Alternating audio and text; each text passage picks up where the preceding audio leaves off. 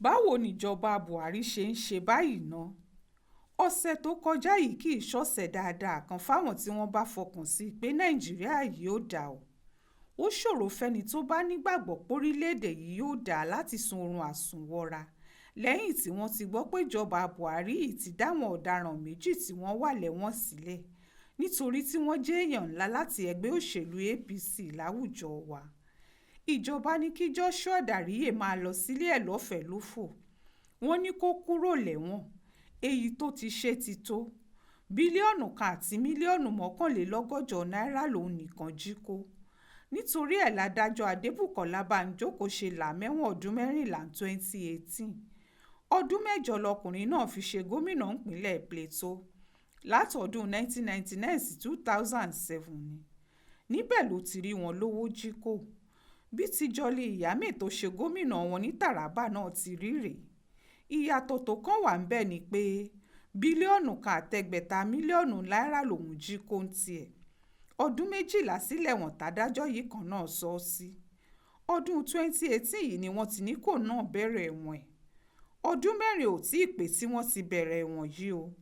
Nítorí inú oṣù karùn-ún àti oṣù kẹfà ọdún 2018 ni wọ́n já àwọn méjèèjì sẹ́wọ̀n. Owó burúkú làwọn méjèèjì kó jẹ. Káwọn EFCC tó rídìí òkodoro ẹjọ́ náà. Owó tí wọ́n ná fáwọn agbẹjọ́rò, owó tí wọ́n ná nílé ẹjọ́, àtowó oṣù rẹpẹtẹ tí wọ́n kó sídìí àwọn ẹjọ́ yìí kì í ṣiṣẹ́ kékeré rárá. Fódìdí ọdún 11 ni wọ́n fi wà lẹ́nu àwọn ẹjọ́ méjèèjì.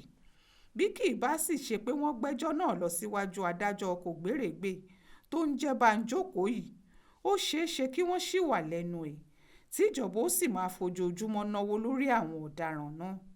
Ṣùgbọ́n pẹ̀lú gbogbo wàhálà yìí, ìjọba Buhari jáde lọ́sẹ̀ tó kọjá.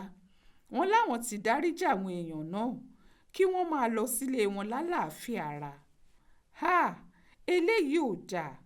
Ohun tí ṣòro ṣe wà fún Nàìjíríà láti nílọsíwájú tàbí dàgbàsókè gidi kan rèé.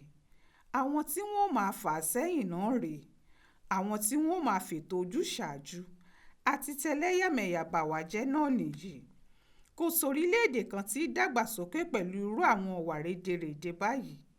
Bíjọba Nàìjíríà bá mọ̀ pé òun ò ní fìyà jẹ Dariye, pé tí wọ́n bá mú un pó jalè báyìí, àwọn ò ní jẹ́ kó jìyà. Kí ni wọ́n ń dààmú ìlú, tí wọ́n ń dààmú àwọn èèyàn, tí wọ́n ń náwó nára lórí ẹjọ́ rẹ̀ sí? Bíjọba yìí bá ti mọ̀ páwọn ò fẹ́ láti dá sẹ̀ríà kankan fún Ìyámè, kí wàá ní gbogbo ìnáwó tí wọ́n ń ṣe àtìkóniláyàsókè tó ti di ẹjọ́ náà yọ? Kí ló kúkú dé tí wọn ò dáríjì lẹ́sẹ̀kẹsẹ̀ táwọn EFCC ti mú un, kí wọ́n sì ní kó máa bá tiẹ̀ lọ, kó lọ́ọ́ máa náwó tó jí kó? Ogún tiẹ̀ lọ́dọ̀ àwọn bàbá rẹ̀ tí wọ́n ní Nàìjíríà nìyẹn. Nígbà tí gbogbo Nàìjíríà ò dìbò fúnjọba Buhari, ohun tóun àtàwọn tí wọ́n ń gbé kiri pé kò sírú ẹ̀ lágbàáyé fi mú gbogbo àwọn èèyàn ilẹ̀ yìí ni pé Buhari yóò jà láti gbógun tiwa àkówójẹ àtolè jíjà ńlé ìjọba. Ohun tí wọ́n sọ ni páwọn PDP ti kówó jẹ. Àwọn ó sì rí i pé rẹ̀ ò tún ṣẹlẹ̀ mọ́ nígbà tí wọ́n sì gbàjọba tán. Ariwo táwọn èèyàn bíi Lai Mohammed ń pa bẹ́nìkan bá ti sọ̀rọ̀ ni pé olè lonítọ̀hún, nítorí pé àwọn ò jẹ́ kí wọ́n rówó kó jẹ mọ́ lára ṣe ń ta wọ́n. Ṣùgbọ́n kí ni ìtumọ̀ ariwo rọ́bà yìí? Àti rọ kẹ̀kẹ́ orí asán nígbà tí wọ́n fẹ́yàn sẹ́wọ̀n ọdún 14 tí wọn ò jẹ́ ó lọ́dún 4 pé. Ṣé nítorí òṣèlú yìí náà ni? Ṣé nítorí pẹ́gbẹ́ òṣèlú kan náà ni wọ́n jọ ń ṣe ni? Kí ló dé tó jẹ́ gbogbo èèyàn tó bá ti wọnú ẹgbẹ́ APC láńgẹ́lì mímọ́? Àwọn tí wọ́n bá wà nù PDP tàbẹ́gbẹ́ míì ní Sàtánì ẹlẹ́ṣẹ̀. Bí Buhari bá ń wá wọn tí wọ́n fẹ́ dáríjì, àwọn olè kéékèèké, ẹni tí ò jíjẹ ẹgbẹ̀rún lọ́nà 100 náírà péré, àwọn tí wọn ò tiẹ̀ jí tó bẹ́ẹ̀, àwọn ọ̀daràn tẹ́jọ́ wọn ò fẹsẹ̀ múlẹ̀ tó, gbogbo wọn ló wà lẹ́wọ̀n tó jẹ́jọba yìí yóò ṣàyè tó bá wù wọ́n nú wọn ni. Ṣùgbọ́n ẹ fi rú àwọn èèyàn bẹ́ẹ̀ sílẹ̀, àwọn tó jí bílíọ̀nù kù, owó tó lè lo odidi ìlú kan, owó tó lè tún nǹkan amáyédẹrùn tí gbogbo ìlú ń lò tó bàjẹ́ ṣe. Àwọn yìí lẹ tú sílẹ̀. Ìjọba yìí kò ṣe déédéé fáráàlú, wọn ò ṣe dọ́gbandọ́gba pẹ̀lú wa. Ìjọba tó bá ń ṣe báyìí kò ní rojú rere aráàlú. yóò sì ṣòro fún wọn láti rojú rere Ọlọ́run.